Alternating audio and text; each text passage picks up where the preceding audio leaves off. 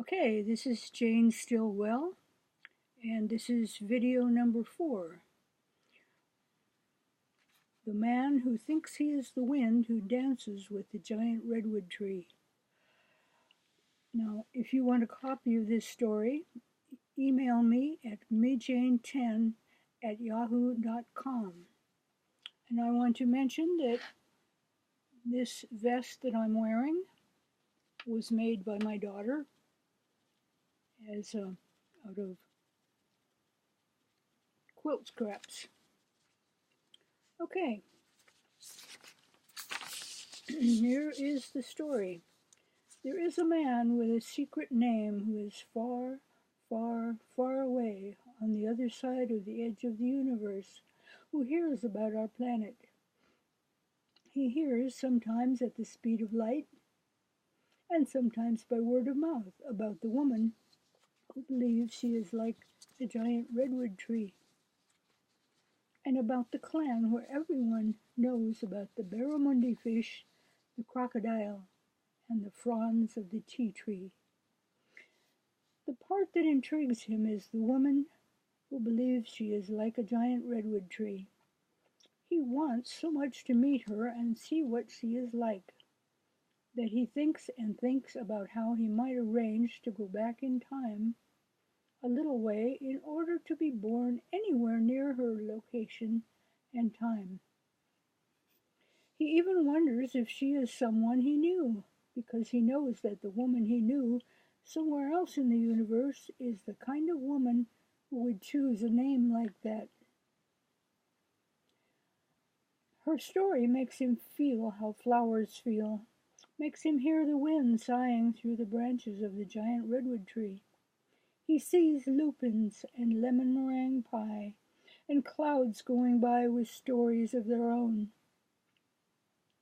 He feels what a magic pencil would be like, needing only a relaxed and receptive hand to hold it, taking off on its own to write things that he didn't know he knew, but spring to life, sentence by sentence, word by word. He decides to reweave the fabric of time, to be born on her planet, in her time, but on another side of the earth, in a different clan. To do this is not exactly easy, but it is not exactly impossible either. It seems incomprehensible to a person who is very concerned about who instead of what, or where instead of when, or if instead of how. All these are relatives in the laws of physics, and when a person defocuses on one side, the other side becomes clear. Can you know exactly where you are and how fast you are going at the same time? When you learn to love the manduka, who is the great horned worm of the tomato plant, and the nightshade, instead of fighting and fearing and wondering how to get rid of it, then you learn much more about the manduka and the tomato nightshade. They change colors as you turn the filter of relativity. Looked at differently, the manduka could be much tastier than the tomato nightshade. Not so different from the barramundi fish and the crocodile, and perhaps the fronds of the tea tree, are the filters. Both before and after he reweaves the fabric of time, he also learns from his mothers, his aunts and uncles, his brothers and sisters. And as he comes of age, he learns skills beside his father's. And then he learns to be a man from the men of his clan, the ritual dances, the words that only they know, both before and after he reweaves the fabric of time. He has an experience as a small child when he decides to try to fly by jumping out of a loft. The next thing he knows, he is up in the air, looking down at his own body, lying on the ground, not breathing. For a long time he is afraid to go to sleep for fear he will not wake up. Each part of his life that he learns from gives him a way to be fearless, but he is able to be fearless by choice, After the time when, becoming a man, he goes through the ceremony where a man is he who now names himself. His name, he decides, will be, from this day forward, the man who thinks he is the wind who dances with the giant redwood tree. He possesses the wisdom, the humor, and the patience of the wind that travels the earth. He is more thoughtful about jumping from lofts now, and has no fear of not waking up. From the beginning, he decides to be a weaver, in the sense that he puts things together in such a way as to make them work, and he learns the language exceptionally well. To hear it, speak it, and write it, and he learns about electronics and radios. On a day when he is listening to a radio frequency from a land very far from his, on another side of the earth, he hears an account of a clan where naming conventions are interestingly similar to those in his clan.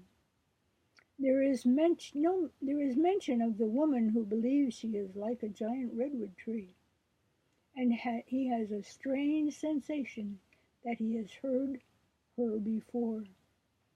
He continues to listen to the same station, but he has to listen to so much static that he finally decides that he hasn't heard all he wants, but he's heard all he can stand.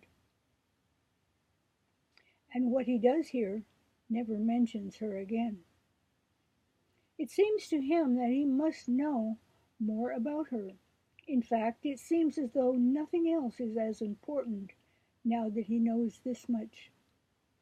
He goes to the place where books are shared and finds out what he can about the side of the earth where her clan lives, and about her clan.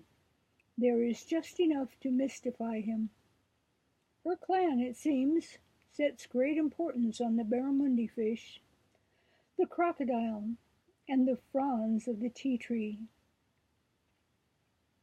Pictures of the barramundi fish, the crocodile, and the fronds of the tea tree go very far back in their history, from small tools and artifacts, and pictures smudged or painted on cave walls, to current customs, designs, language, and beliefs.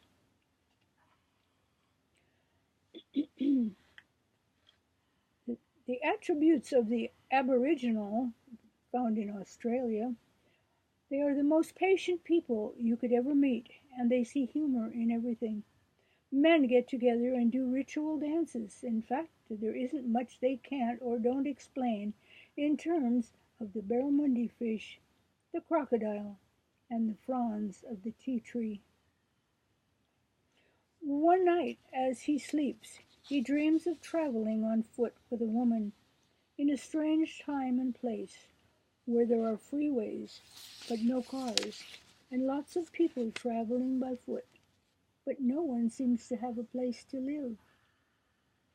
Somehow they become separated. He continues walking to where he thinks she is, and suddenly he hears people behind him calling a name.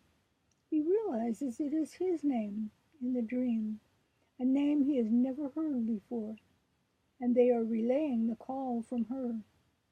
He stops, and she catches up to him. And now it is not only of great importance to know about her, but it is also almost critically important to travel to another side of the planet and then to find her. He didn't think it too likely that she would come looking for him and find him like in a dream. Nor is this an appropriate time to patiently wait and hope that it would happen. He is not a who knows it could happen kind of person. And so it comes to pass that all of the things he thought before he rewove the fabric of time, and all of the imperatives and expressions of his learning, his dreams and his hopes do come to pass. He goes to another side of the planet, finds the clan of the barramundi fish, the crocodile, and the fronds of the tea tree. Asks many people if they know of the woman who believes she is like a giant redwood tree, while he goes about the tasks of becoming part of the community. The man who thinks he is the wind who dances with the giant redwood tree is a weaver. He likes to weave just about anything: words, fabric, thoughts, feelings, ideas, sounds, light and color. He likes doing work for inventors and merchants, or anyone who knows accurately who they are and works at what they do best. As he goes about talking to artists and writers and philosophers and inventors and magicians, he hears different views of the woman who believes she is like a giant redwood tree, different feelings about who she might be and what kind of person. A lot of people think they have heard of her. He is not sure she even knows who she is yet, so he simply goes about his weaving, knowing that not long after she has chosen her name, she will begin to focus differently and rotate filters. She will see that this is not exactly easy, but it is not exactly impossible either. She will begin to ask who instead of what, or where instead of when, or if instead of how.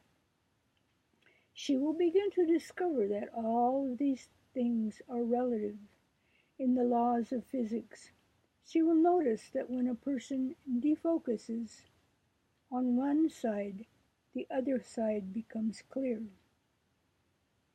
When you learn to love the crocodile instead of fighting and fearing and wondering how to get rid of it, then you learn much more about the crocodile and the barramundi fish. They change colors as you turn the filter of relativity. Looked at differently, the crocodile could be the barramundi fish, and the barramundi fish could be the crocodile. And everything he has dreamed of and hoped for comes to pass, and it is good. It is better than good. It is miraculous and wonderful.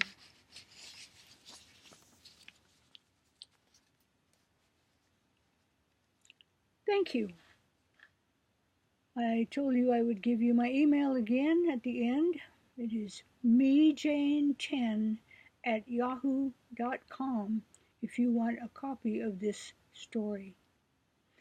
My next story is going to be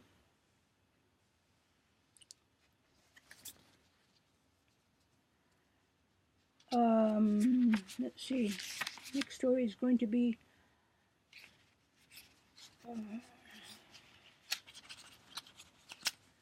about Woofy the Wonder Dog.